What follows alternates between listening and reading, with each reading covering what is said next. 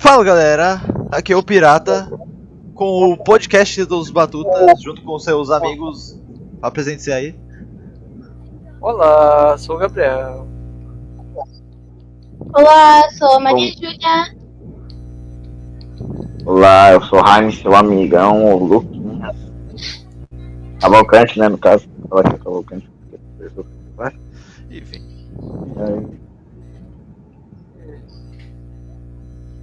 O Corvo é um texto muito interessante de Edgar Allan Poe, porque retrata seu grande sofrimento em relação à perda de seu amor.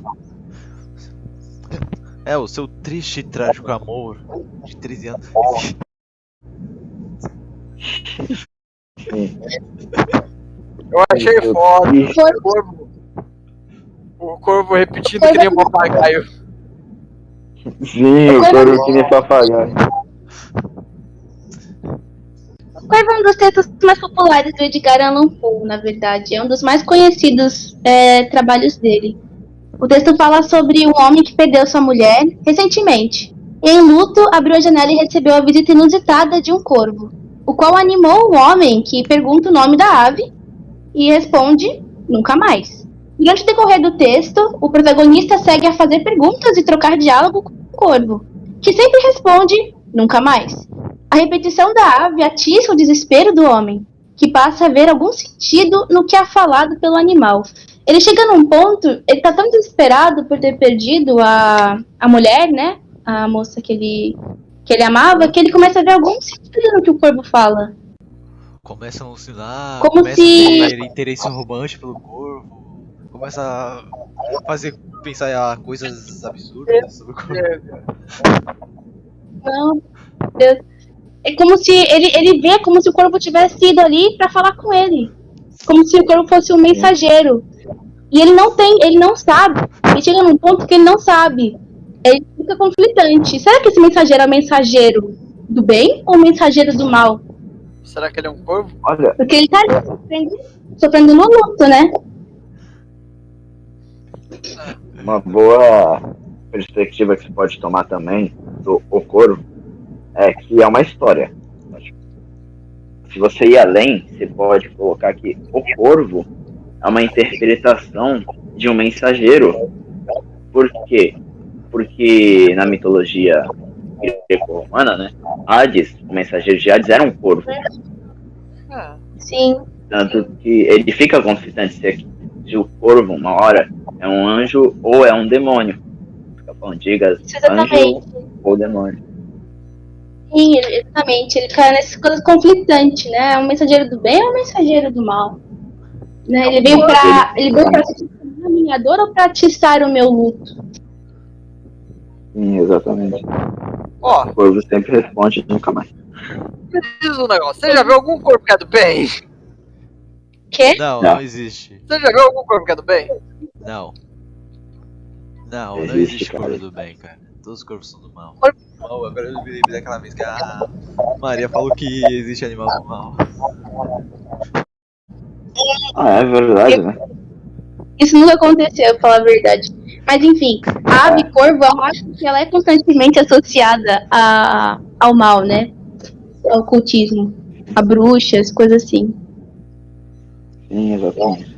Eu, Isso acontece muito por conta dele, não só com o corvo, mas o urubu e até mesmo o próprio demônio da Tasmânia, o próprio nome de auto-explicativo. Todos esses animais que ficam numa posição na cadeia alimentar, se alimentar de restos, de limpar, assim por dizer, o ambiente, costumam ficar nessa posição mais, no senso humano, né, de, como que fala? Caramba. Ocultismo? Nesse achismo de maldade, Porque sabe, é uma de coisa ser algo. meio mórbida, né? Ao nosso ver. Porque esses animais são muito associados com cadáveres, né? E ninguém tem uma boa visão de cadáver. Não, ninguém tem. ainda mais um animal comendo cadáver. É meio Pois foda, é. né? De certa forma, todo animal carnívoro come cadáveres, né? Mas, enfim, é a decomposição lá. Aí. Aí, Não, na verdade, corvo, os restos do se o animal estiver ferido, os corvos ainda, mesmo assim, vão atacar. Tipo, Que eles ganham a posição dominante, então, né? é. Sim. Na situação. Principalmente quando tá em grupo. Falando sobre Mórbido, uma das características do autor, né, Edgar Allan Poe, é esses temas mais sombrios mesmos, né, de coisas mais ocultas, coisas mais sombrias, temas mais mórbidos. Ele gosta muito, uma das ideias mais ressaltadas por Edgar Allan Poe, a ideia da perda. Ele achava muito interessante a ideia da perda de um amor, de uma mulher bonita, a morte de uma pessoa querida. É uma coisa muito explorada nos textos de Edgar Allan Poe, que a gente, né, não pode discordar, não pode, né, discordar de que é um tema meio mórbido. Falar sobre esses temas, tanto quanto perturbado. de perda, é uma coisa meio perturbada, né? Chega a ser irônico, que foi mais só pra ficar com seu pé.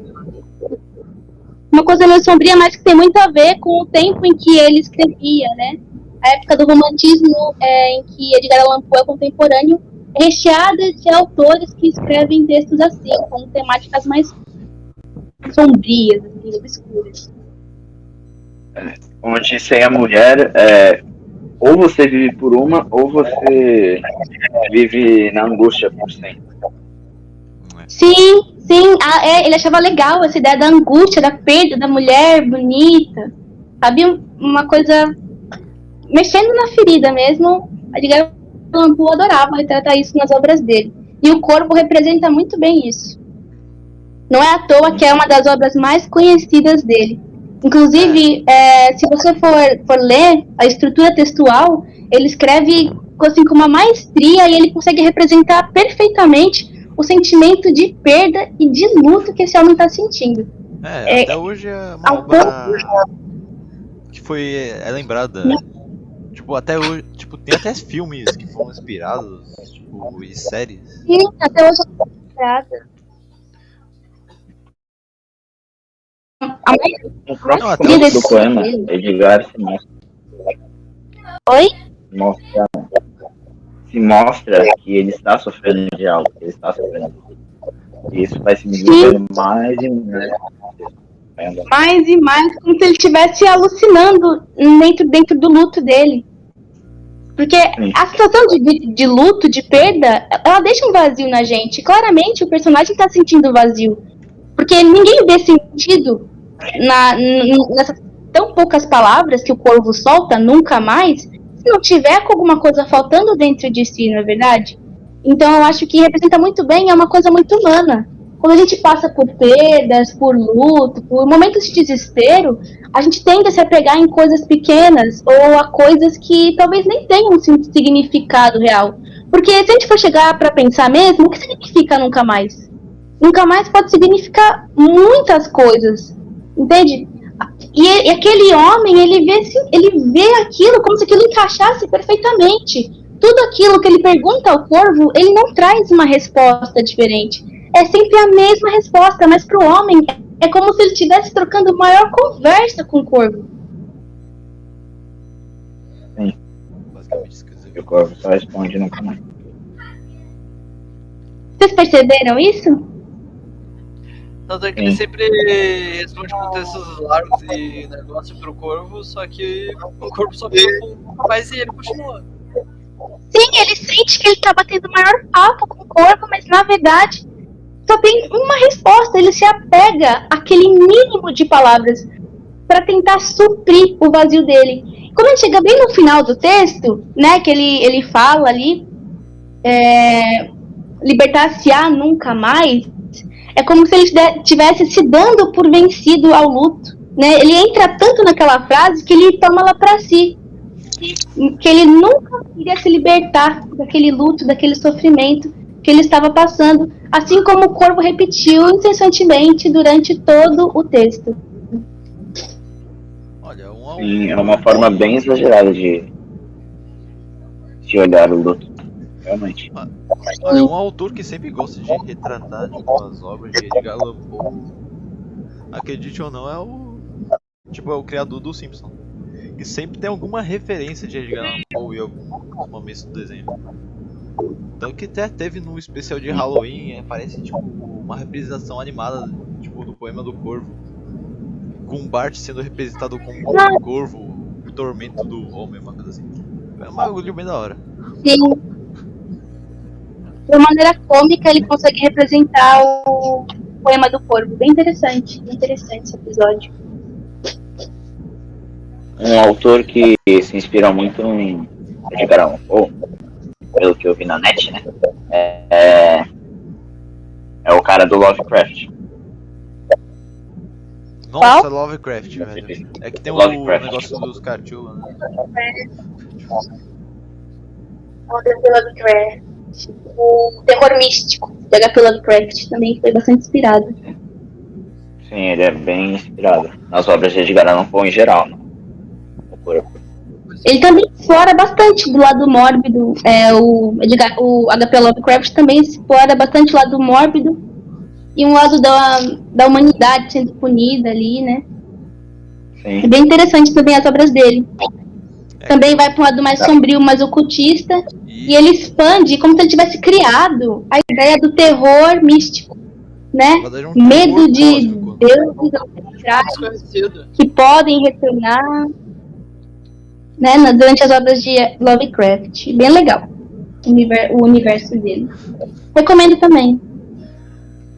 Cara, uma representação que eu gostei de Edgar Allan Poe foi em South Park. Onde o é apresentado como o Mago Noturna. Me ajuda? Parem de me chamar de Edgar. Mas é o seu nome, não é? É o nome que meus pais me deram. Quero ser chamado pelo meu nome gótico, Mágoa Noturna. Adeus! O quê? Você... Eu vi aquilo ali, eu fiquei pensando muito do que tava acontecendo. Porque não parecia fazer sentido com nada. Ah, velho, o que fazia sentido é que o Edgar Allan Poe era um gordo animado. Eles pegaram a originalidade e exageraram tipo umas 10 vezes.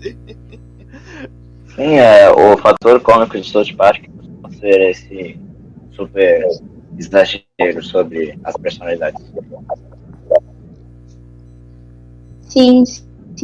Acho que o próprio nome Mágoa Noturna pode ser uma referência às obras de Edgar, pelo fato de muitas obras dele ele retratar a mágoa durante o período noturno, à noite. Tanto que o Corvo é uma que começa e termina no meio da noite, na madrugada. Cara, a melhor parte foi ver o cara tirando sarro dos góticos. Sim. Sim. Foi muito bom. Uma água noturna. Mas então, querem falar um pouco sobre a vida do Edgar Allan Poe? Também a vida dele é bastante interessante. É bastante trágica, na verdade. Melhor.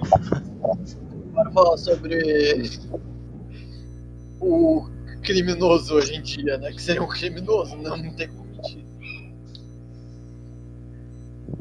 A época dele não era considerado crime. Gabriel, microfone. Mas enfim, deixando alguns detalhes de lado, né? Quê? Deixando alguns detalhes de lado, né? Então, porque são épocas diferentes, né? Conflitos também. Não vamos procurar focar muito nisso, porque aposto que ou ninguém vai falar disso além da gente, ou metade ou toda a sala vai falar disso. Todo mundo vai falar disso. Falar sobre isso? Todo mundo vai falar disso. Eu acho importante citar. E se alguém ver esse vídeo, sei lá, um militante ver esse vídeo, com certeza vai falar disso. Sim. Eu acho importante citar que Edgar Allan Poe nasceu em 1808, morreu em 1849. Morreu decorrente a doenças, problemas de saúde relacionados à bebida alcoólica, porque após o falecimento da esposa dele, ele ficou muito triste, muito deprimido, bebeu muito e acabou morrendo por decorrência da bebida. Mas durante a vida, ele também não foi uma pessoa muito responsável, uma pessoa, como eu posso dizer, muito na linha. Ele gostava de beber, gostava de farra, teve vários empregos, não se manteve em muitos dos empregos que ele entrou, e acabou morrendo dessa maneira triste, né? Acabou definhando pelo luto, exatamente como o personagem do texto O Corvo. Ele é trágico. Todo mundo, não importa a época, vai ter problema pra conseguir. Problema do quê? Todo mundo, não importa a época, vai ter problema pra conseguir o trabalho. Principalmente o trabalho perfeito. Não, mas ele não se mantinha no trabalho por questões dele, assim, sabe? Como sempre vivendo de pouco dinheiro que ele ganhava, de concursos, não sei o quê. E não era uma pessoa que tinha uma vida muito certa, assim, muito fixa. Ele também tinha vários problemas. Imagino, inclusive, que os textos dele não só remetam à época que ele passou, né, em relação aos gêneros textuais e tal, a maneira que o romantismo era tratado, mas também como reflexo da própria vida dele. Ele não parecia uma pessoa, assim, completa, digamos. Ô, Gabriel, deixa o microfone mais um pouco perto da boca, cara. Tipo, eu tô vendo pela câmera que tá afastando muito o microfone. Mas a microfone tá do lado da boca dele. Cara, sobre a vida de Garampô, não tem nada a dizer. Ah. Eu sei que ele é. É, Sei que ele é. Não tem nada a dizer, não. sim. Não, mas um adendo aqui, ele não somente é pedófilo, como ele também foi bem descarado. Porque ele tava morando na casa da tia de favor. Ele tava morando de favor na casa da tia, foi lá e ainda mexeu com a menina de 13 anos ali. Gente, coisa feia. Coisa horrível.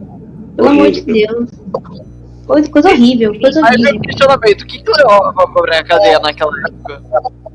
Se isso Oi? não levava, levava pra cadeia na época, mas nunca levava. Gente, ela é de 1800, tá? Imagina o que levava pra cadeia. 1820, provavelmente, isso aconteceu. Não sei. Ô, gente, já passou uns 15 minutos Oi? aqui. Já passou mais que 15 minutos. Ótimo. Galerinha, falou, galera. Tchau, e trabalho concluído. Vai, desliga A gente já falou bastante. o que quiser. Não, a gente... Então, Então... não, vamos peraí, botar eu tô tentando finalizar aqui. nada. Finaliza. Tá bom. Então, galera, esse foi o podcast dos Barbudas. Espero que vocês tenham gostado. Não se esqueça de se inscrever no canal. E esse tá aí. Falou. Valeu, galerinha. Jaime é seu amigão. Leiam o texto, viu, galera? Tem duas versões do texto. Uma traduzida pelo Machado de Assis e outra pelo Fernando Pessoa. Leiam o texto. Fernando Pessoa. Do Fernando Pessoa fica um pouco mais. Fernando Pessoa, o quê? Alô, Eu vou galerinha. esquecer aquela